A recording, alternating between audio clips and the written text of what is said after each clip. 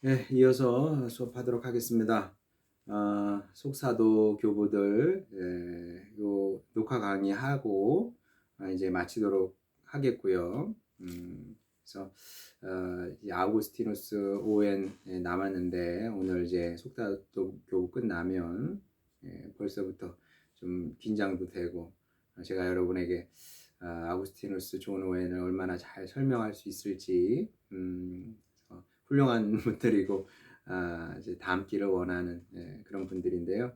어쨌든 오늘은 속사도 교부들 이제 마치도록 하겠습니다. 지난 시간에 줌 강의를 통해서 여러분에게 말씀드린 것처럼 차이는 분명히 있습니다. 유스티누스, 클레멘트, 터툴리아누스 차이가 있고요. 차이가 있는데 저는 이제 이분들의 좋은 것들을 이렇게 다 받아들였으면 좋겠다 하는 것이 이제 제 기본적인 입장입니다. 터툴리아누스 이야기도 충분히 공감이 되고요. 충분히 공감이 됩니다만은 또 그렇다고 해가지고 철학은 아니면 세상 것은 다 쓸모없는 거다 이렇게 말하고 싶지는 않습니다. 저는 개인적으로 이제 루터 입장이 참 건전하다고 생각을 하는데 루터의 글을 읽어보면은 굉장히 사변적인 글들도 많습니다. 사실 뭐 철학이죠. 그 자체가 하나의 철학입니다. 그, 그 노예 의지에 대하여 읽어보면 뭐그 논증하는 방식이 그게 철학책이 아니고 무슨 책이겠어요. 자, 그런데 루터가 이제 강조했던 것이 무엇이냐면 물론 이제 루터도 기본적으로 철학에 굉장히 비판적인 입장이었습니다. 그보다 더 비판적일 수 없을 만큼 철학에 비판적이었는데 그럼에도 불구하고 철학적으로 그걸 쓴다는 거죠. 이게 말이 안 돼요. 어떻게 생각해 보면.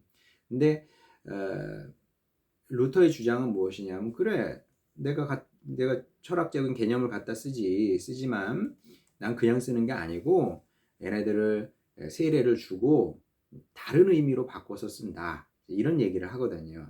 그러니까 이제 저도 그게 맞다고 생각을 합니다.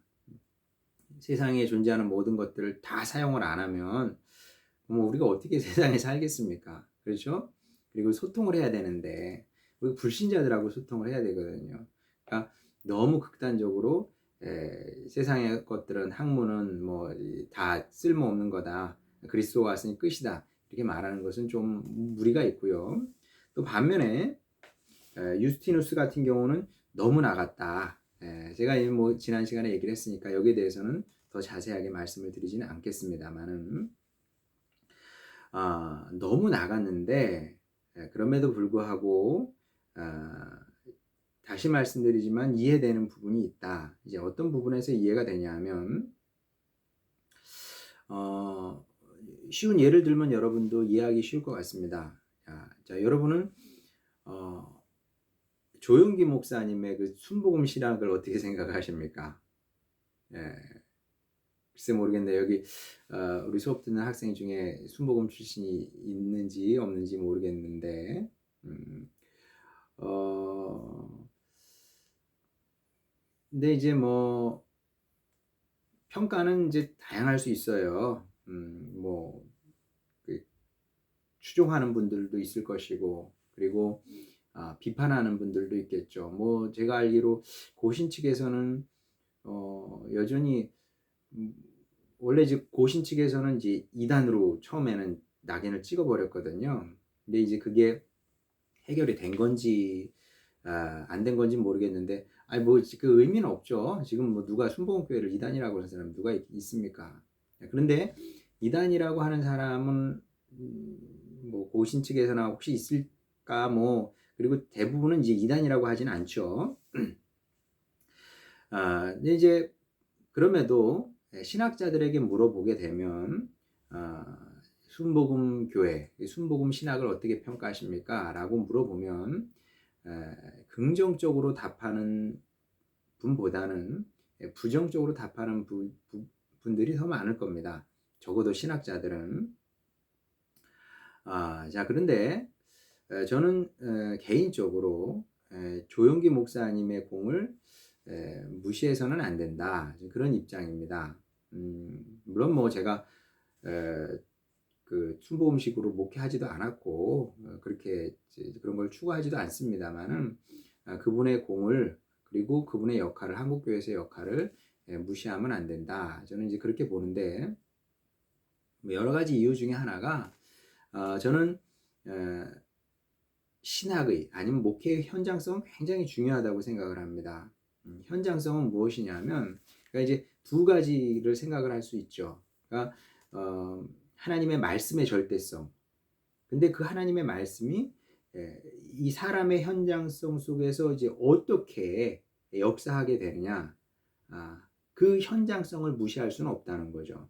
마치 하나님께서 인간의 육신을 입으신 거거든요. 육신을 입었다. 이건 뭐 굉장히 신비스러운 일이고 또 해명돼야 될 것이 여전히 굉장히 많은데 그 중에 하나는 무엇이냐면 사람의 현장성이라는 거죠. 사람의 현장성을 입어야 사람이 이해를 할 수가 있는 겁니다. 하나님께서 저 위에만 계시면은 하나님은 늘 저 위에만 계신 분으로 우리에게 인식되는 거죠. 나하고는 크게 관계없는. 근데 그분이 몸을 입고 오심으로 말미암아 우리가 비로소 그분을 볼 수 있게 됐고 이해할 수 있는 분이 된 것처럼 말씀의 진리도 복음의 진리도 현장 속에서 옷을 입을 수밖에 없는 겁니다. 어떤 옷, 그 시대에 맞는 옷을 입을 수밖에 없는 거죠. 자, 그러면 뭐 조영기 목사님께서 이런 건 신학적인 사유를 하지는 않으셨습니다. 뭐 할 수도 없었고요. 그 당시. 제가 알기로는 그분이 1950년대 후반에 이제 목회를 개척을 해서 시작하신 걸로 알고 있는데, 뭐 빈민촌 비슷한 데 들어가셔서 이제 개척을 하고 그 목회를 시작하셨는데 가서 보니까 뭐 삶이 그냥 아비규환이더라는 거죠. 이제 우리는 지금 이 풍요의 시대를 살고 있기 때문에 그 가난의 고통을 뭐 제가 어떻게 알겠어요. 저는 뭐 그런 거 말할 자격도 없죠. 제가 배고파 봤던 기억은 군대 가서 배고팠던 기억밖에 없는 사람이 제가 헐벗음의 고통을 알겠습니까? 돈 없는 고통을 알겠습니까? 또 몸이 아픈 고통을 알겠습니까? 모르죠. 근데 여러분 한번 해보세요. 진짜로 인터넷에 검색을 해보세요. 60년대 그 청계천 모습, 청계천 사진 찍어보면 기가 막힙니다. 그냥 시커먼 것이 물론 이제 흑백 사진이어서 시커멀 수도 있지만 아니 그냥 분위기가 시커매요. 시커멓고 그 판자촌이라고 할 수도 없는 그 끔찍한 환경 속에서 이제 사는 거죠. 우리나라 사람들이 서울 한복판이 그랬던 거니까. 이제 그 당시는 뭐 아프면 그냥 앓다가 죽는 거죠. 뭐 사실 제가 어렸을 때만 해도 뭐 아프다고 병원을 가는 건 아니었으니까 그냥 아프다가 너무 아파서 병원에 가면 지금 늦었다 뭐 이런 일들이 많았으니까 그 당시는 뭐 아픈 것도 많고 그래서 이제 조은교 목사님 가서 이제 그 전도를 하면 예수 믿고 천국 갑시다 그러면 사람들이 하는 얘기가 그냥 여기가 지옥이다 우리는 여기가 지옥 같은 인생을 살고 있는 거예요. 여기가 지옥인데 뭐 지옥이 얼마나 더 이보다 끔찍하겠냐 뭐 이런 식으로 반응을 하더라는 거죠. 그러니까 이제 사람들이 돈도 없고 특히 그때 아픈 사람도 얼마나 많습니까? 병원 갈 수도 없고 돈도 없으니까 그리고 뭐 병원 간다 그래도 뭐 갔더니 뭐 이미 뭐 암 말기입니다 뭐 이렇게 되는 거 아닙니까? 그럼 어떻게 해요? 그 사람들 붙잡고 뭐 철야도 하고 이렇게 된 겁니다 말하자면. 그리고 하나님께서 시대가 그랬기 때문에 이제 왜 신유의 역사가 그때는 많이 일어나고 지금은 많이 일어나냐? 지금은 이제 아프면 사람들이 병원에 가죠. 병원에 가고 사실 솔직히 웬만한 건 병원에서 고쳐줍니다. 그러니까 그렇게 간절하지 않아요. 하나님 앞에 간절하지 않습니다. 그러니까 지금 시대의 문제 중에 하나는 하나님 앞에 간절하지 않다. 않아도 되는 게 시대의 아픔인데 이 시대가 그런 걸 뭐 우리가 어쩌겠습니까? 어쨌든 그 당시는 이제 간절할 수밖에 없었던 거죠. 내가 죽고 싶지 않고 첫째는 나 죽으면은 내 아내 또 내 자식들, 내 남편, 내 새끼들 어떻게 합니까? 그러다 보니까 이제 자연스럽게 하나님께 매달릴 수밖에 없었고 또 매달리다 보니까 하나님께서 이제 치유의 역사도 보여주시고 뭐 그런 일들이 뭐 비일비재하게 일어난 겁니다. 그래서 이제 뭐 그 당시 기록들 남은 걸 보게 되면은 뭐 암 환자가 이제 뭐 순복음교회 같은 경우는 이제 구역 활동이 잘 돼 있으니까 이렇게 얘기하니까 제가 순복음교회 광고하는 사람 같은데 저하고 아무 관계 없습니다. 여러분 오해하지 마세요. 저는 그냥 제 나름의 신학적인 제 입장을 얘기하는 겁니다.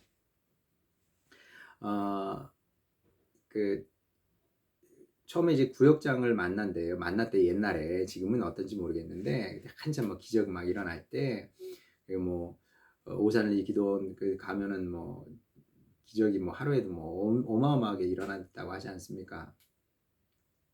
이제 암 환자, 말기 암 환자가 오는 거예요. 이제 구역장님을 찾아오는 겁니다. 그러면 구역장의 믿음이 그때 얼마나 그 크고 셌는지 아유 걱정하지 말라고 이게 암 정도는 2, 3일 금식하고 목사님 안수 한번 받으면 그냥 난다고 걱정하지 말라고 뭐 그랬다고 그러더라고요. 그리고 그렇게 많이 그 치유의 역사가 일어났다고 합니다.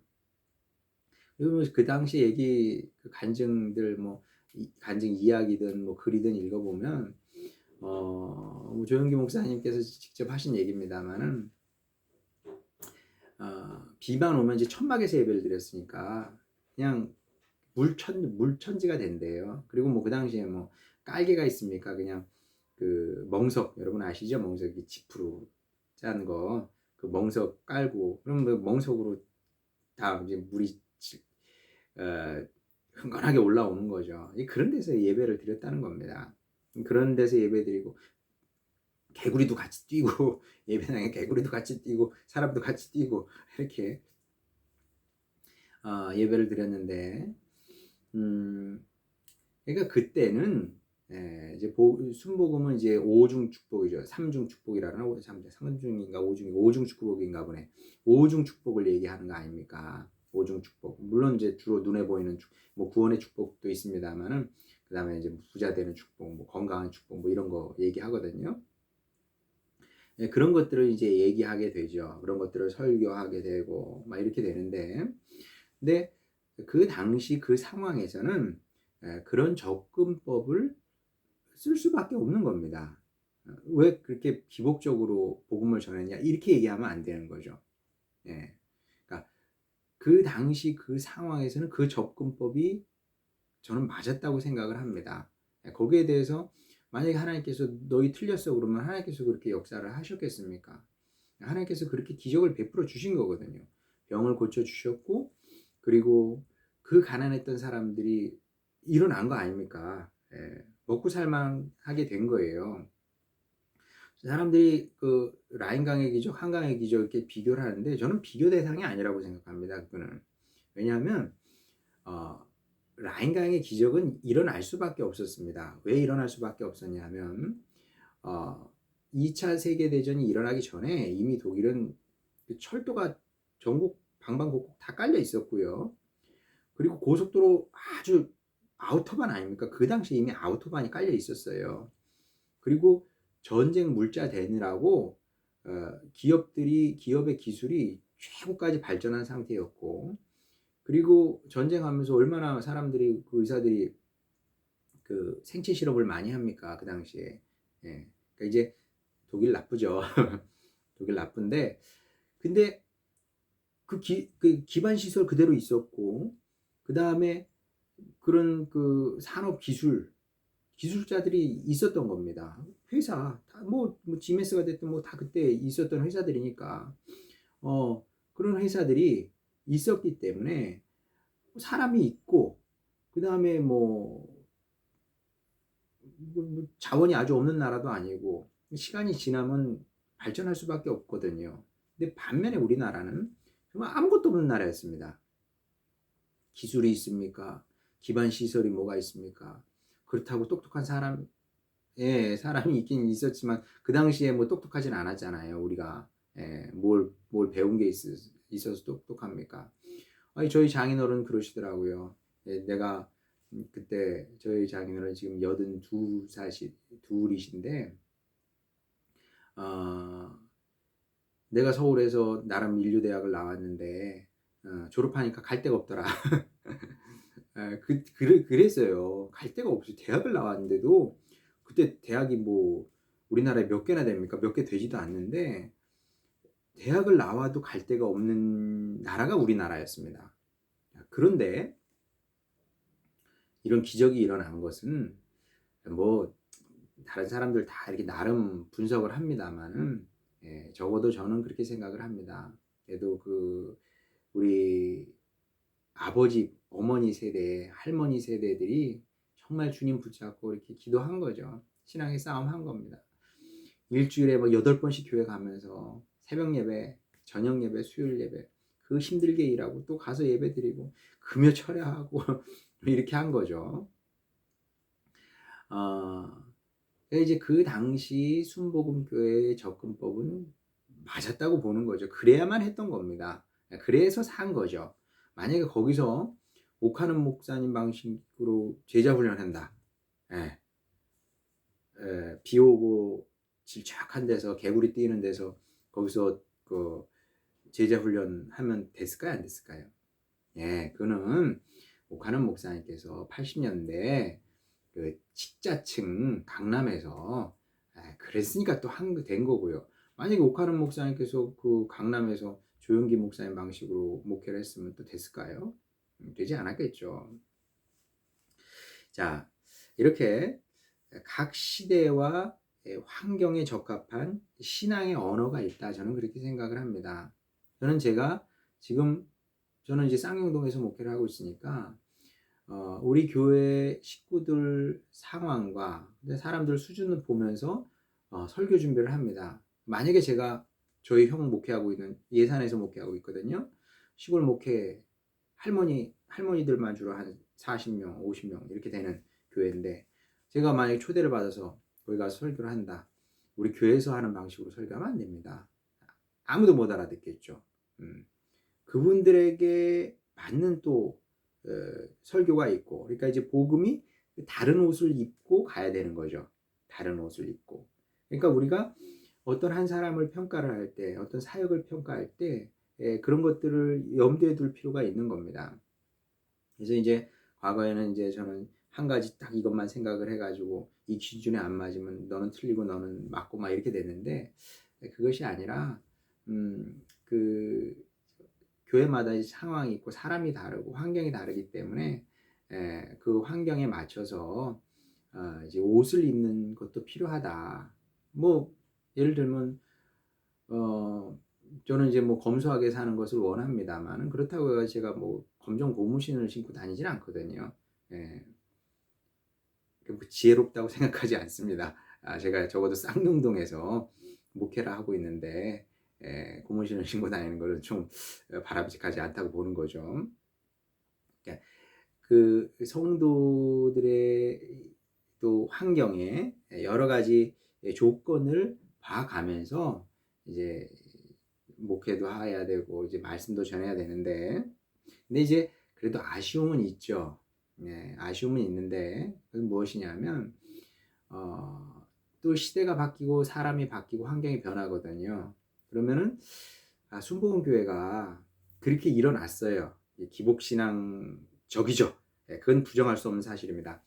기복신앙에 근거한 목회를 했어요. 사람들이 살만해졌어요.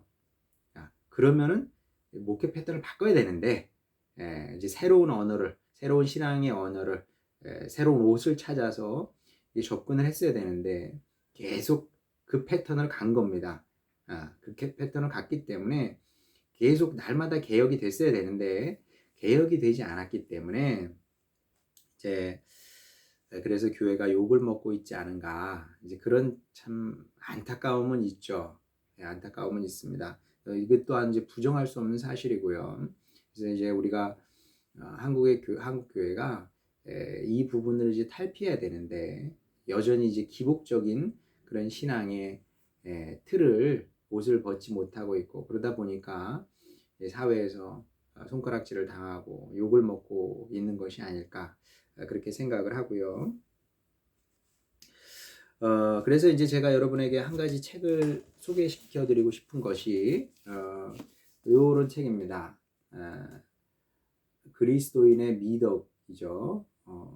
톰 라이트. 보게 되면은 20세기 가장 영향력 있는 신학자 톰 라이트라고 그랬는데 그 완전 틀린 말이죠.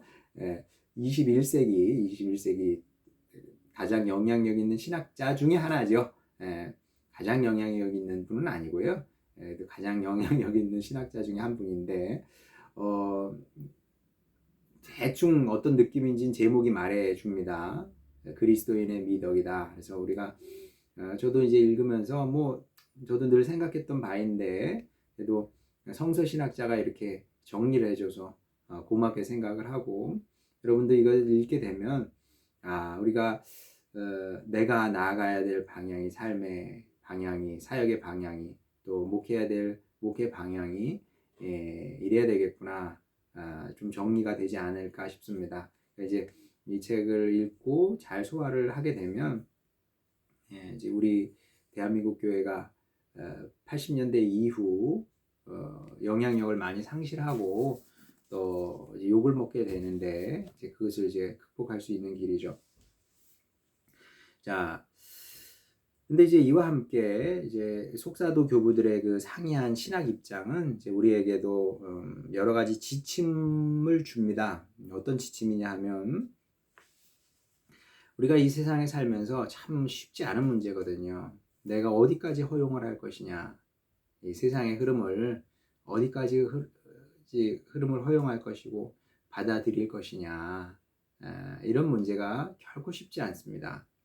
저도 이제 목회를 하면서 내가 어디까지 이걸 받아들일 것이냐, 많거든요. 사실은 이게 무슨 생활적인 면뿐만 아니라 그 교회 현장에서도 예를 들게 되면 음악은 어디까지 우리가 수용할 수 있을 것인지, 저는 솔직히 랩이나 이런 거 맞지 않거든요.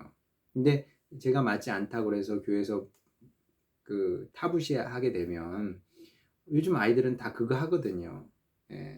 그러면은 만약에 그걸 해서 아이들이 한 명이라도 교회에 올 수 있으면 또 받아들일 만한 것이 아닌가. 또 락 좋아하는 청년들도 많거든요.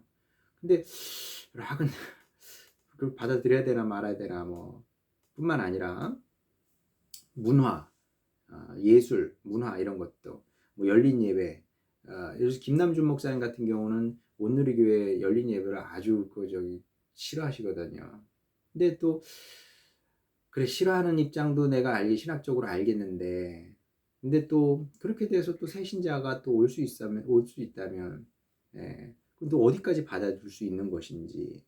그 다음에 과학도 마찬가지고요, 사상도 마찬가지고, 이런 것들이 이미 사실 속사도 교부 때부터 있어 왔던 고민인데, 이런 것들을 이제 우리가 어떻게 이분들을 공부하면서 우리는 어떻게 이것을 적용할 것인지 굉장히 분명했잖아요.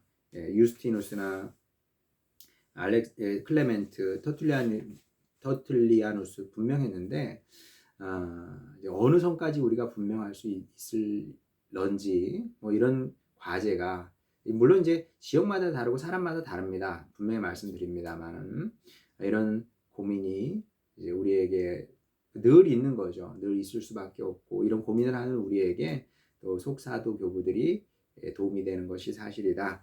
자, 그래서 여기까지 속사도 교부들 마치도록 하고요.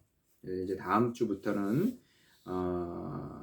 이제 남은 기간 동안 대략 절반씩 나눠서 아우구스티누스, 오웬 이렇게 하도록 하겠습니다. 그래서 여러분도 우리 교과서에서 한번 이게 아우구스티누스 여기 뭐 그 제가 강의하는 거하고 많이 다릅니다만은 그래도 모르는 거 아주 모르는 것보다는 조금 알면 도움이 될 테니까 이 책 읽어보시고 오시면 도움이 되겠습니다.